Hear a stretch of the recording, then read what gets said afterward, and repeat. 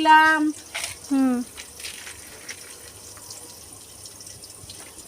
গরম মশলা দেন, লং দিলাম।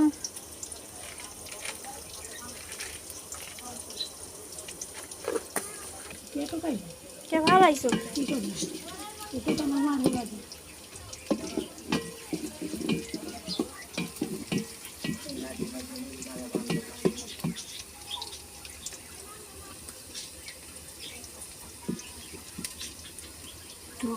আদা বাটা দিলাম, একটু লবণ দিলাম,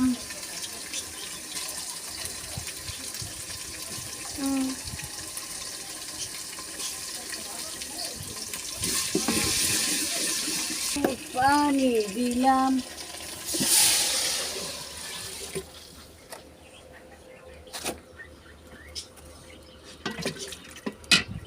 পানিটা বলক আসলে তারপর পোলাও চালটা দিব। আচ্ছা, এই যে চাল দিয়ে দাও। বিসমিল্লাহ।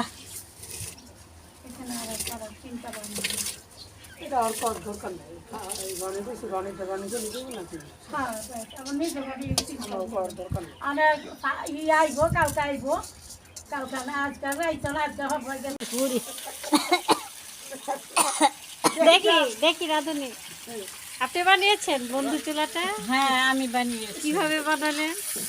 ইউটিউব দেখে। ও বাবা, বাইরে ভাই ইউটিউব দেখে বন্ধু চুলা বানালে তো সর্বনাশ। তো যাই হোক, গরুর গোস্ত রান্না করা হচ্ছে, একটু পরে পোলাও রান্না করা হবে। তো গরুর গোস্ত পোলাও খেয়ে আমরা আবার বাড়ি চলে যাব একটু পরেই। সম্ভবত যদি সম্ভব হয় পোলাওয়ের ভিডিওটা দিব।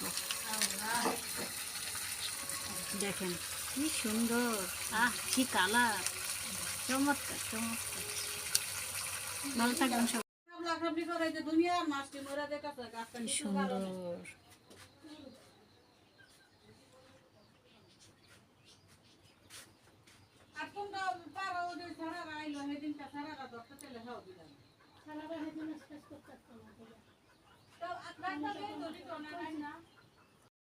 আজকে কাতলা মাছ পেঁয়াজ দিয়ে ভাজা করা হয়েছে, পোলাওর সঙ্গে খাওয়া হবে।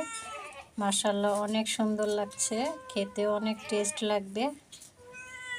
কি সুন্দর। এই বিড়াল মাছের গন্ধে মো মো করতেছে, আর আমার বিড়াল আশেপাশে দৌড়াদৌড়ি করতেছে। ঈশা, সুন্দর পোলাও রান্না হয়ে গেছে আলহামদুলিল্লাহ।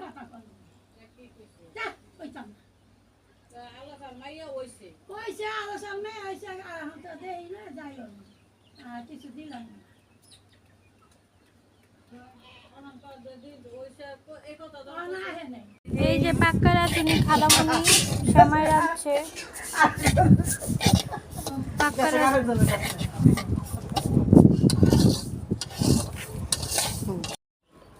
বাহ চমৎকার, অনেক গরম। বিসমিল্লাহ। ঠিক আছে, এই মিষ্টি বেটার।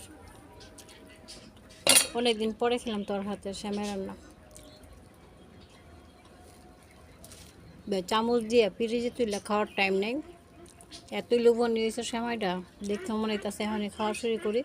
যদিও গরম, হাতেও তেমন একটা পরিমাণে নিতে পারতেছি না। আল্লাহ তাআলা বাচ্চারাও এমন সুন্দর সুন্দর যেন রেসিপি করতে পারো, আর আমরা যেন খাইতে পারি। আমিন আমিন সুম্মা আমিন।